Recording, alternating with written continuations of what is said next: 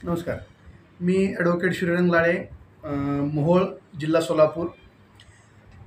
मोहोळ तहसील कार्यालयाच्या आवारामध्ये मोहोळ तहसीलदार यांचं ऑफिस आहे, पोलीस निरीक्षक यांचं ऑफिस आहे, सब रजिस्ट्रार जिथं खरेदींचे व्यवहार होतात, लाखो करोडोंचे व्यवहार होतात आणि लाखो रुपयांमध्ये दररोज सरकारला त्या ठिकाणी कर दिला जातो. सेतू सुविधा केंद्रही त्याच आवारात आहे. अशा आवारामध्ये महिलांसाठी, पुरुषांसाठी साधी शौचालयाची सोयसुद्धा नाही. ही अत्यंत लज्जास्पद बाब आहे. त्याच्या पुढं जाऊन आपण ज्यावेळेस सरकारच्या ह्या सगळ्या घोषणा बघतोय, प्रशासनाच्या ह्या सगळ्या घोषणा बघतोय, प्रशासन आपल्या दारी म्हणतंय सरकार, परंतु या सरकारी कार्यालयामध्ये एखाद्या व्यक्तीला एक घोट पाणी जर प्यावं म्हटलं तर एक घोट पाण्याची उपलब्धता सुद्धा या मोहोळच्या तहसील कार्यालयामध्ये नाही. अशा मोहोळच्या तहसील कार्यालयासारखी अनेक तालुक्यांची कार्यालय आहेत, त्या कार्यालयामध्ये सुद्धा व्यवस्था नाही. ही अत्यंत गंभीर आणि अत्यंत चिंतेची बाब आहे. या लोकशाहीमध्ये आपण जनता मालक आहे म्हणतो आणि अधिकारी हे सेवक आहेत म्हणतो, नोकर आहेत म्हणतो, परंतु नोकर असणाऱ्यांना आज त्यांच्या कार्यालयामध्ये अँटी चेंबरमध्ये त्या ठिकाणी शौचालयाची आणि पिण्याच्या पाण्याची व्यवस्था आहे, परंतु मालक असणाऱ्या लोकांना म्हणजे तुम्हाला मला जनतेला त्याच्यामध्ये साधी शौचालयाची, मुतारीची, एक घोट पाणी पिण्याची जर व्यवस्था नसेल तर या लोकशाही व्यवस्थेचा धिक्कार आहे. ह्यांनी जाणीवपूर्वक या लोकांना त्रास देण्यासाठी ही व्यवस्था केली आहे.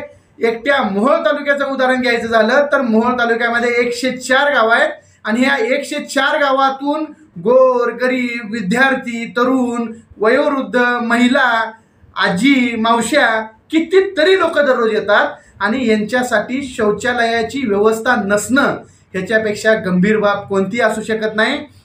केंद्र सरकार, राज्य सरकार स्वच्छ भारत मिशन त्या ठिकाणी अंमलात आणत आहे आणि ज्या कार्यालयाच्या माध्यमातून ह्या स्वच्छ भारत मिशनची अंमलबजावणी केली जाते त्याच कार्यालयामध्ये जर शौचालयाची सोय नसेल, त्या कार्यालयामध्ये जर पिण्याच्या पाण्याची सोय नसेल तर त्या ठिकाणी या प्रशासनाचा आणि या शासनाचा स्पष्ट शब्दात धिक्कार आहे. मोहोळ सब रजिस्टरमध्ये जिथं खरेदी विक्रीचे व्यवहार होतात त्या ठिकाणी सकाळी 10ला 11ला आलेली एखादी महिला भगिनी तिला 2-2 तास 3-3 तास दस्त करण्यासाठी त्या ठिकाणी थांबावं लागतं. काही कागदपत्रांची पूर्तता असते, काही एखाद दुसरा नंबर असतो, एखाद दुसरा सातबारा आलेला नसतो. अशा वेळेस त्यांच्या तासन तास थांबल्यानंतर घोटभर प्यायला पाणी मिळणार नसेल, त्या ठिकाणी तिची शौचालयाची, त्या महिलेच्या, माझ्या भगिनीची जर व्यवस्था होणार नसेल, त्या ठिकाणी माझ्या नागरिकाची, पुरुषांची व्यवस्था होणार नसेल तर त्यांनी काय भूमिका घ्यायची हे उत्तर या प्रशासनाच्या अधिकाऱ्यांनीच दिलं पाहिजे. ती लोक शासनाला कर भरण्यासाठी, खरेदी विक्रीचा व्यवहार करण्यासाठी त्या ठिकाणी येत आहेत, ते शासनाला कर देत आहेत. लोकशाहीमधले हे मालक आहेत आणि मालकाच्या पिण्याच्या पाण्याची आणि शौचालयाची व्यवस्था जर नसेल त्यानं कर देऊन, तर ह्याच्या एवढी दुर्दैवी बाब कोणती नाही. हे दुर्दैव लवकर ओळखून घ्यावं आणि तात्काळ शौचालयाची आणि पिण्याच्या पाण्याची कायमस्वरूपी आरो बसवून किंवा स्वच्छ पाण्याचा प्लांट बसवून आणि शौचालय केल्यानंतरही त्याची दररोज स्वच्छता ठेवून त्या ठिकाणी त्याची दररोज अंमलबजावणी होणं गरजेचं आहे.